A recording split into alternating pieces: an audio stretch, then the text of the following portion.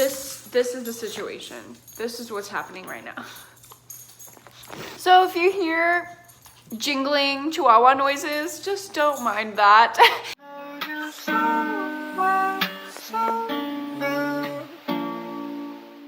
Hey guys, it's Haley. Welcome to another bookish video.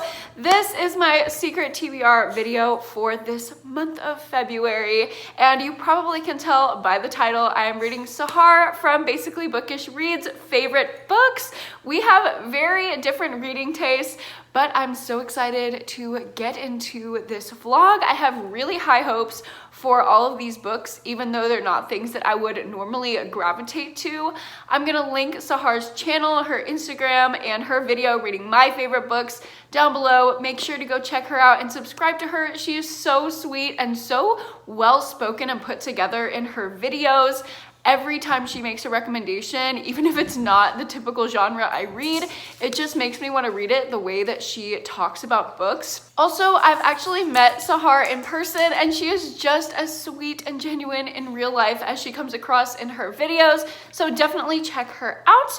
But let's go ahead and get into my TBR for this video.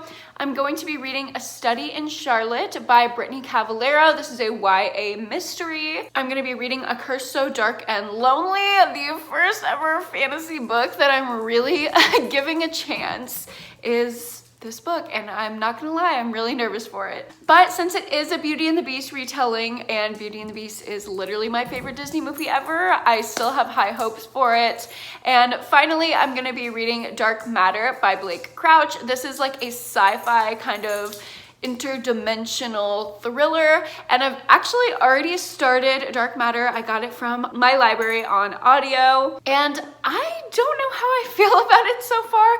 It is super fast paced, so I'm really liking the pacing. Like, you start the book and it is boom, right into the action. It's giving me No Exit vibes in that way. So if you like No Exit, maybe you will like Dark Matter as well. I know that's like what it's reminding me of. And it also has that like dreary, isolated, creepy, mysterious kind of vibe that's very much reminiscent of like Shutter Island, An Unwanted Guest, Interstellar, like something where it just keeps you on the edge of your seat and it's like dreary and you're wondering what the hell is happening. That's kind of what's going on for me, and that's what I'm really liking about it. I also really like our main character. Oh, let me go ahead and tell you what this book is about before I get too deep into my thoughts. Basically, this man has this wonderful life. He has this wonderful kid. He is loving his life. He's a physics professor, and everything seems like it's going super well for him.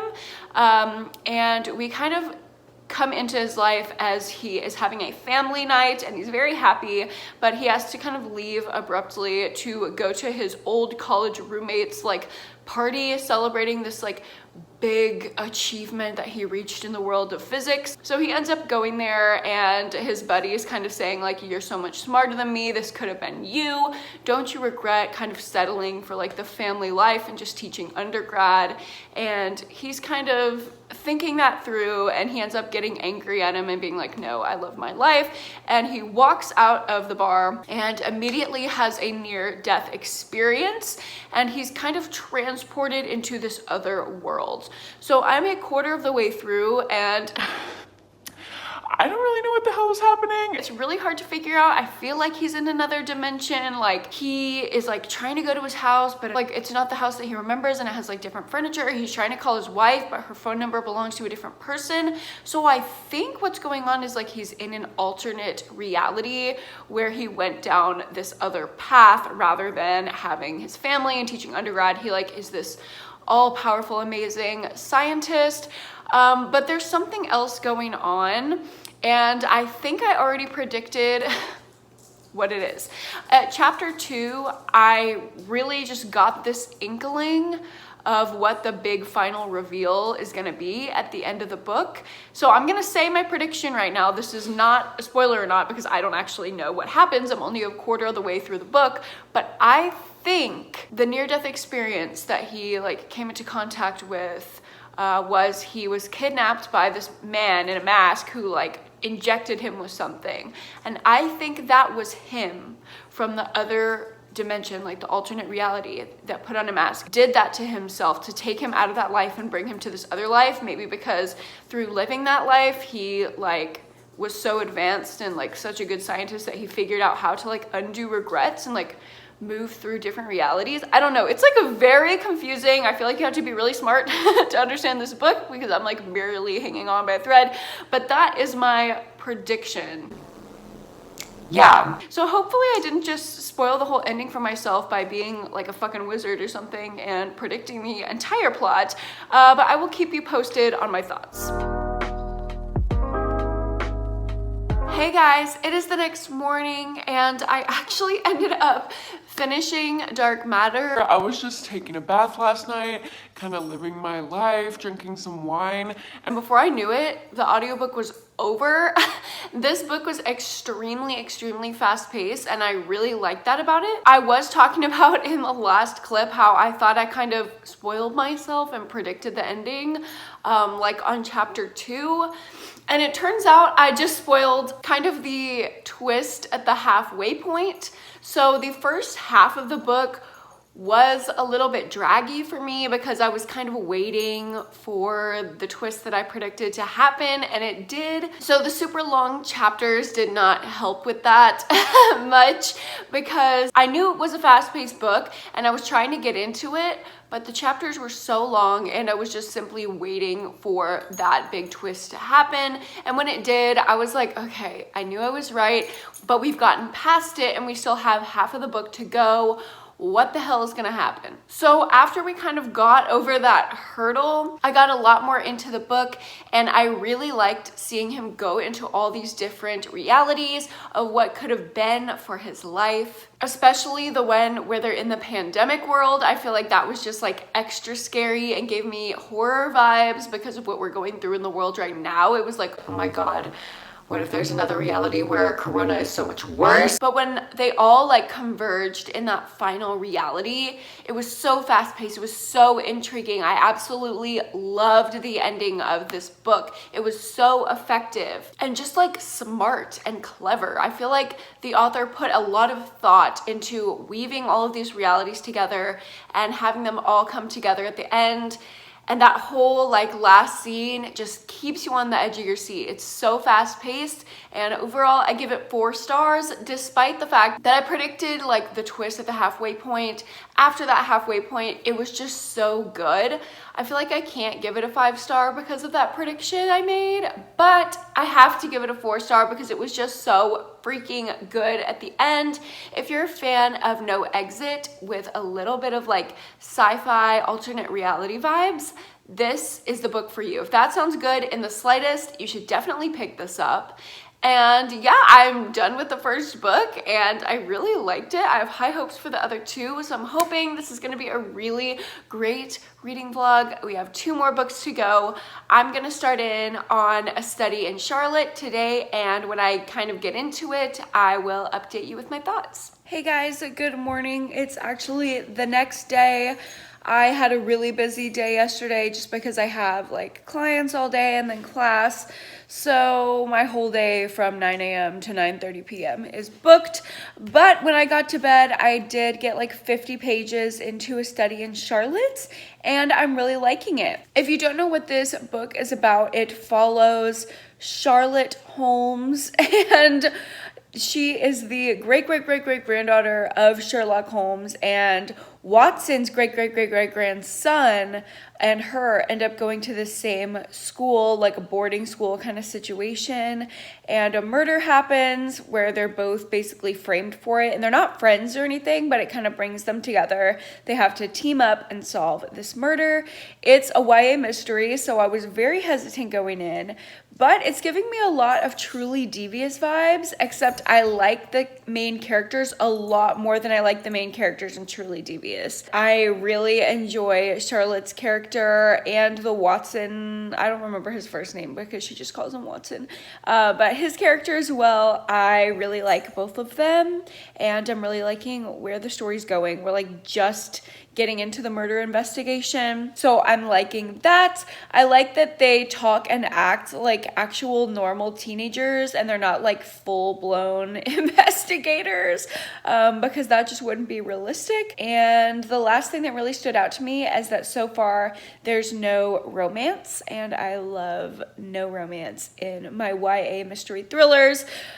Because usually when there's romance, it takes over the entire plot and is super fucking annoying. So I'm really liking it so far. I don't have a group to facilitate until 11 o'clock today, so I'm just gonna sit on my couch and read this book until I have to do that, and I will update you when I have more thoughts.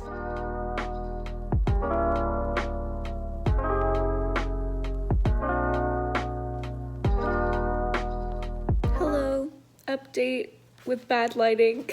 I am halfway through A Study in Charlotte and I'm really liking it. I'm like intrigued. There's a little bit of light romance, but it's like not bothering me at all, which is like something very different for a YA mystery in me. It's like a very straightforward, I guess like nostalgic Agatha Christie-esque kind of mystery. And it's not like crazy twists and turns. And I feel like I don't need that all the time. Like sometimes this is just like what I want. It's cute, it's straightforward, it's interesting, it's twisty. I have no idea who the killer is. And yeah, I'm just kind of along with them as they investigate. And I don't have any theories. So I'm just kind of enjoying sitting back and reading and watching everything unfold. And I will update you when I'm done with the book and I have my star rating.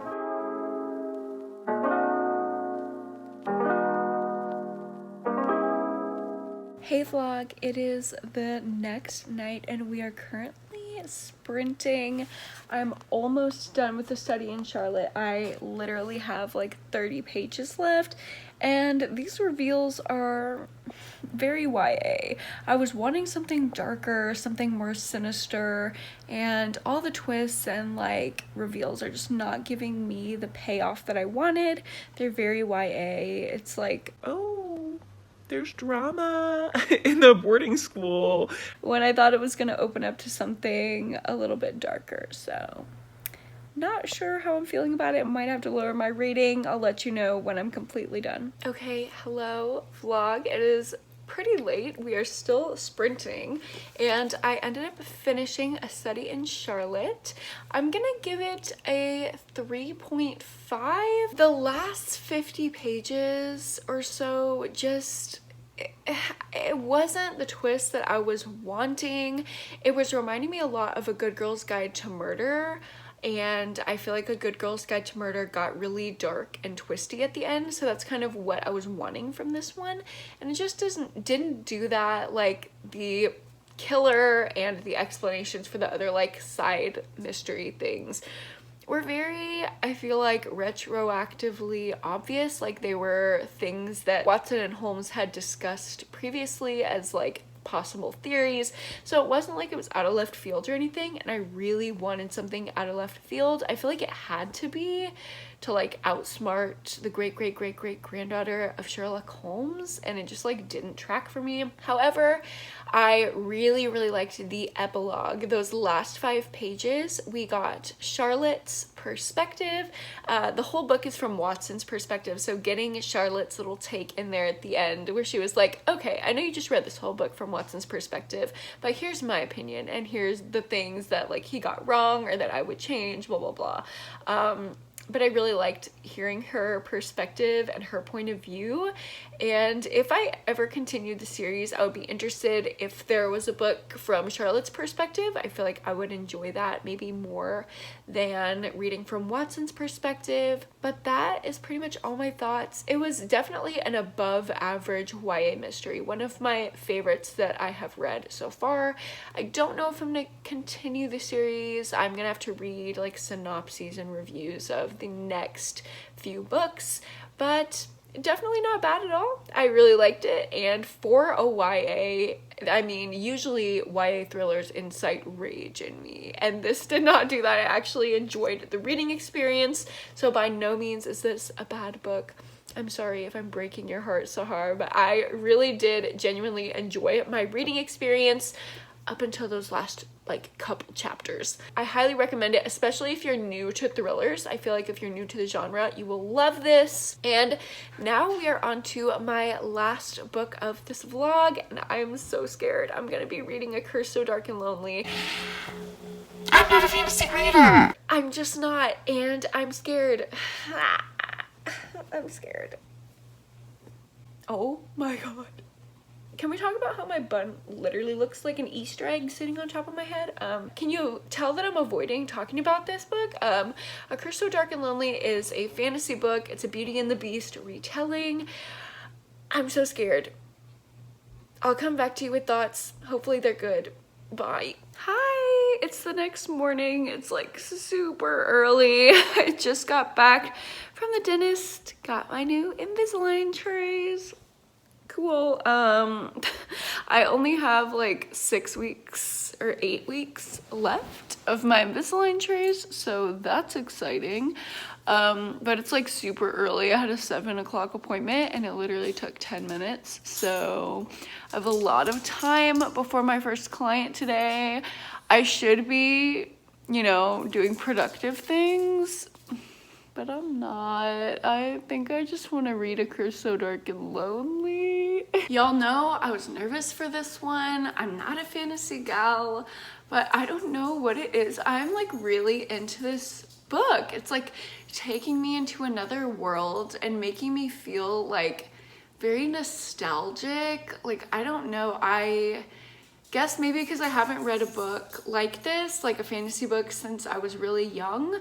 So it's like taking me back. I like being in another world that's not the contemporary world, even though it like is freaking me out a little bit because I don't usually read books like this. I'm liking it. Also, please don't judge me for wearing these clothes like multiple days in a row. Like, I work from home, okay? I'm not getting this dirty. Like, it'll be fine. Anyway, I'm really liking the book. At first, I was like very freaked out. Like, after I read the first chapter, I was like, what is this, like, my lord? Like, I don't understand. I'm not into it. But the more chapters I read, by the way, I'm like 20% through.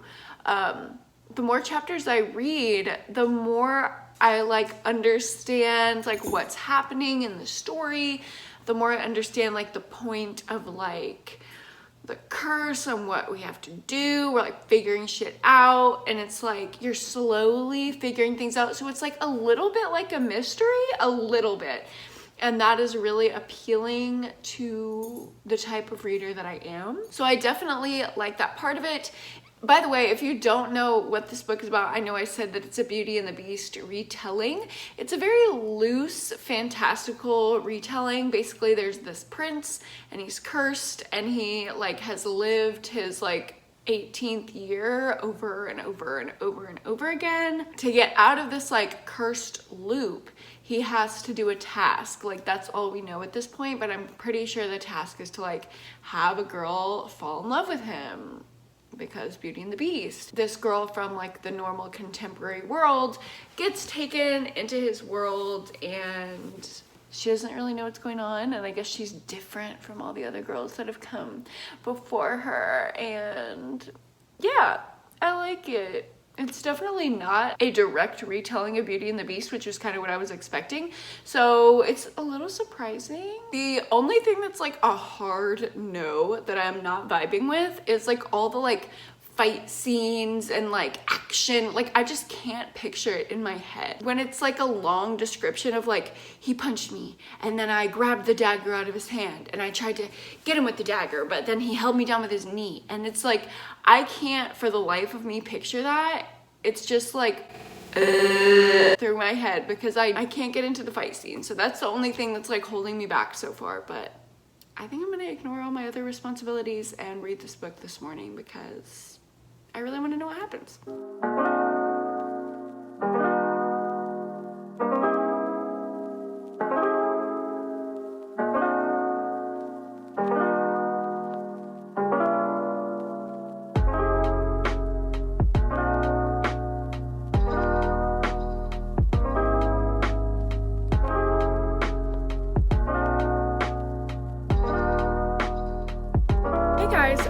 different location, actually a different city. I'm in Chicago right now, but I'm continuing the vlog. So I'm still reading A Curse So Dark and Lonely. I am at the over 50% mark, probably like 60% mark, and it's getting hard for me to like want to read it. I feel like the story is just getting very cheesy and predictable, but I'm surprised that I'm really liking the fantasy elements.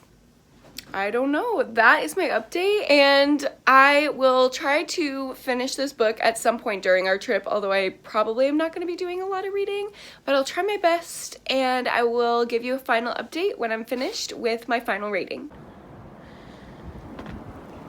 We're stuck. We're stuck. It's a blizzard, and we're stuck. See you on Thursday, Texas.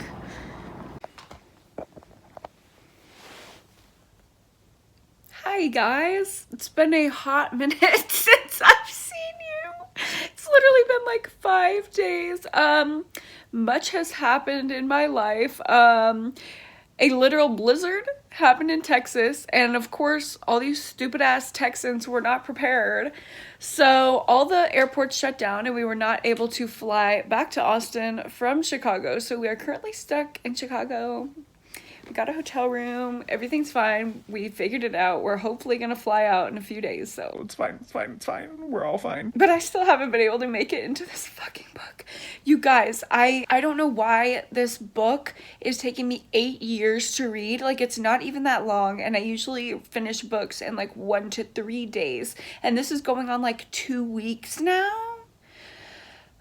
I am liking the vibes, like the overall vibes. I'm liking the fantasy elements that I didn't think I would like. I'm actually liking. I like the magic. I like the like, ooh, it feels like everyone's at the Renaissance Festival and we talk like my lady, my lord. Like that, I'm kind of into that. Like that's fun. That's fresh. Sister stunning.